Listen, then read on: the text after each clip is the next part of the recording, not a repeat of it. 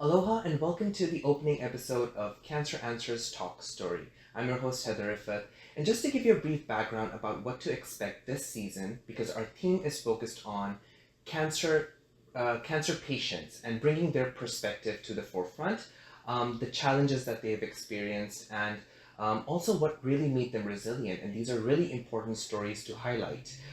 Joining me today for the opening episode, it's an honor for me to be joined by Dr. Naoto Ueno, who is the director of the University of Hawaii Cancer Center. He is also a two-time cancer survivor and has spent 15 years in leadership and has also 30 years of experience in education and research.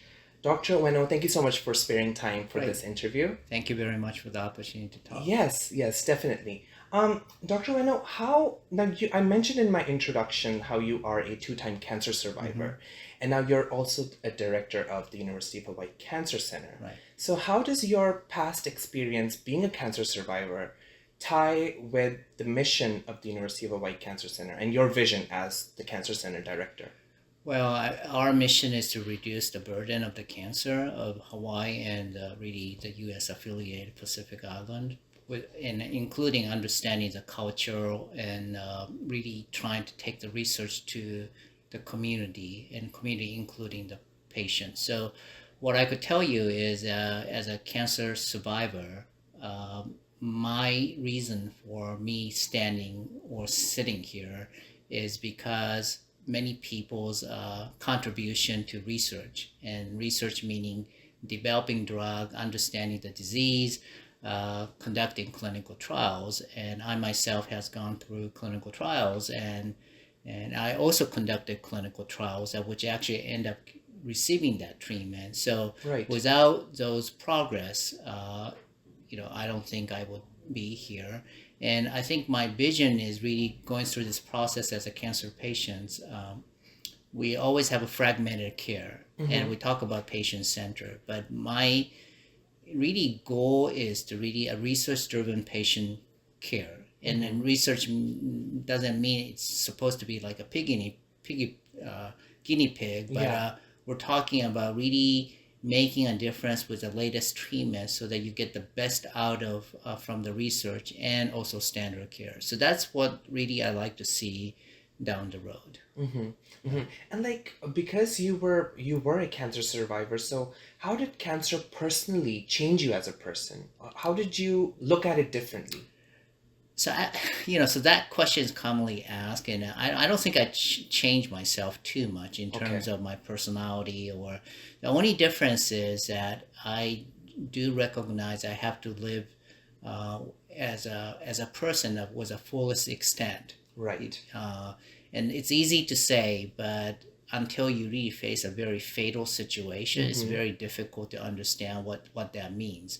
So in life, there are a lot of time that you spend with different things. That's it could be waste of your time, but at the end, it's really about what do you want in your life, and are you living at the fullest extent? That's the question I keep asking myself. Yeah. So I think I didn't change, but I recognize on day-to-day basis that I'm going to do my best with what I really want to do. That's and it may not give the results, but that's how I live. Yeah, definitely. And what kind of cancer did you have? So one is sarcoma, Okay. and then a sarcoma called MFH, which was in the left thigh, and the other one is called myelodysplastic syndrome. That's like a pre-leukemia condition. It's not leukemia, but it's one step behind the leukemia. And did this cancer recur in your life? So MFH, it didn't recur in myself. So MFH is high risk for recurrence. Okay. So we have to do intensive monitoring. So that was in my 40s actually. I had this. MDS, myelodysplastic syndrome, is incurable. It is basically a dysfunction of the bone marrow, and it transforms into leukemia. So currently I don't have MDS, and the reason is I end up doing stem cell transplant. So I swap out entire system by giving high dose chemotherapy and taking other people's blood system into my body. Right. Right. Okay. Okay. Right. And did you ever participate, because I think you did mention you did participate in a clinical trial to help you with cancer. Correct. So, how did a clinical trial help you, and why do you think that these trials are important? So it didn't help, actually. It didn't Really? work. It didn't work. But the thing I want you to understand is, with MDS, you have two patterns of potential death. Mm-hmm. You die slowly because it's incurable technically. Yeah. Okay, so Yeah. the only way if you want to get a cure Mm. is to go to bone marrow stem cell transplantation. So you try many different treatment, and potentially you may live longer, but you're pretty much what we call transfusion dependent. Mm. Okay, and then it transforms to leukemia eventually. That's Okay. one approach. The other approach is you have a high chance of dying through the procedure, but you go through stem cell transplant and you aim for the cure. Mhm. Okay, so the clinical trial I participated was it's a target called IDH2. So it's a genetic changes I had with my disease, and they were developing a new drug, IDH2 inhibitor. And so there were some promising result coming out. So that was already known. It wasn't established yet. And because I had IDH2 mutation, I qualified for it. And I did this before the transplant. I did it before transplant because I wasn't really ready to take a risk. But if this is really the drug that's really could put myself into a well-controlled disease or even long-term without a transplant, then that's great, right? Yeah. So it was completely what we call experimental, but it was a really, I decided to take a chance understanding the side effect and maybe potential benefit. There was no guarantee of benefit. Okay. Yeah. And so I decided to do it, but and I have no regret doing it. And I experienced some side effects, and at the end it didn't work, but it was one of my choices. So I was always constantly looking for clinical trials.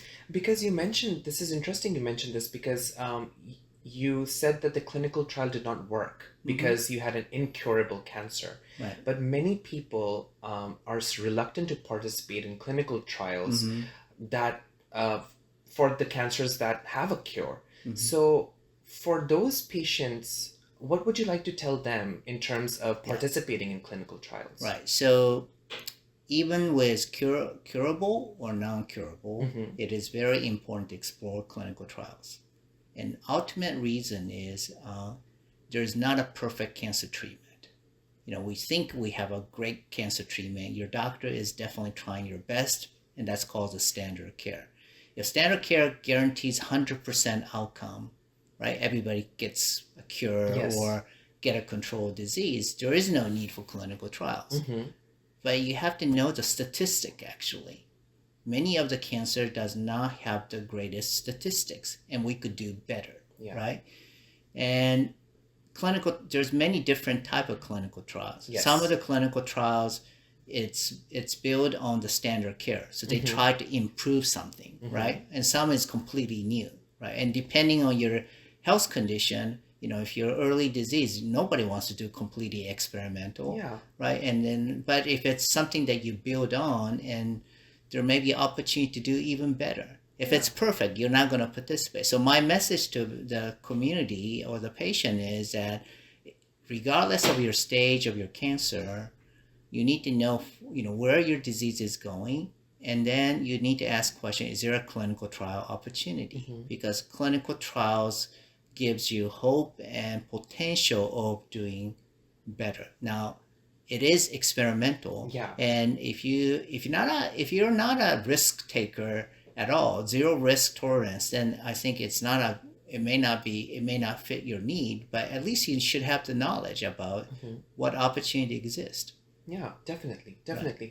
And being the director of the University of Hawaii Cancer Center, like the University of Hawaii Cancer Center also has many clinical trials to offer. So what are some of those trials, and do you think why do you think it's important for our catchment area, which is the Pacific, to participate in these trials, in your view, that is being provided by the UH Cancer Center? Right. So we have many clinical trials for many different diseases. it doesn't cover everything, and we Yeah. want to increase the portfolio more. But I think it's important to participate because here, comparing to the mainland, even if I say there's many, it's not relatively. It's on the lower side, Right. right? So low doesn't mean that you shouldn't be interested about it because Yeah. if there's an opportunity, you should look carefully that whether this is a something that it will suit you or not, Yeah. and and and given that we have many unique disease, right? And then some of the unique disease, including like breast cancer and lung cancer, behaving more aggressively with a certain ethnicity, particularly like Native Hawaiians, I think it's important to really look into these clinical trials because I already told you that our treatment is not perfect. And Yeah. then, so this is an opportunity to learn and opportunity to participate is the way I see it. Yeah. Yeah. And you never know, it might even benefit you, you know? So, That is correct. yeah. I mean, we can't generally guarantee the benefit, right? But the thing is, as I said, many of the clinical trial is not like completely experimental. You build up on the existing treatment. So the worst is you just end up getting a standard care. But the Right. best is that you may add something really new that would help you a lot, actually. Exactly, exactly. And I'm curious to know how did your family support you during your journey while you were going through cancer? And did you have a good support system at home? I did have a good support. I'm actually highly anxious. My anxiety level goes up real high. Like Oh, it's not like because I'm a yeah, physician. I yeah. was a good patient. I was quite a bad patient actually, Mm-hmm. because I have knowledge. Okay, I even know how to look up really things in details. Yes. Right, and then so therefore, I probably could pull out more massive information than regular patient, Mm, but that didn't help me a lot. It is actually end up being more chaos because you have too much information, right? true. And then you could overinterpret or underinterpret things. So my wife is always kind of angry. Well, not angry, but she was like always spanking me that listen to me, okay? You're Yes. getting addicted to Google. So so that I think that in that sense, Yeah. I think I had a good support from the family member and my wife particularly. It was very helpful. Yeah. That's great. That's great. So thank you so much, Dr. Ueno. I did have a few questions just to uncover your personal side. Okay. So let's see if we can get to know you better. So you've moved to Hawaii. So what's your favorite beach here? Lanikai. Lanikai Beach. Yes. And what color matches your personality? Yellow. Yellow. Why so? I don't know why, but I like yellow. You like yellow. And then what's your favorite cuisine? Steak. Steak. Okay. And a skill you would... You may have thought I like Japanese, but I like steak. That's good to know. And a skill you would like to master? That's a good question. I was thinking about surfing, but it's always on my topic, but it hasn't happened actually. Yeah, I wish that too, but I don't even know how to swim. So I heard that you don't know how to. You don't need to be. You don't Yeah. need to know how to swim to Yeah. do surfing. But, yeah. And what's the best thing about being a parent? Being a parent, Mm-hmm. it's good to be in a mess actually. And Well, what I yeah. mean by is that it's always good to see your kids grow, and then it's you think that the kid grows and it becomes easy. It doesn't get easy, and it's kind of fun because you see the kid and it's like, God, I did the same stupid thing, and then Yeah. this kid is doing the same thing again actually, Yeah, and then, yeah. You don't get any more You smart. kind of like see yourself in the Yes. child. Yes. Yes. Thank you so much, Dr. Ueno, for joining me for this conversation. That is all for now, listeners. If you would like to know more about the mission of the University of Hawaii Cancer Center, or if you want to participate in any of our clinical trials, you can visit our website at uhcancercenter.org. Until next time, take care. Bye-bye.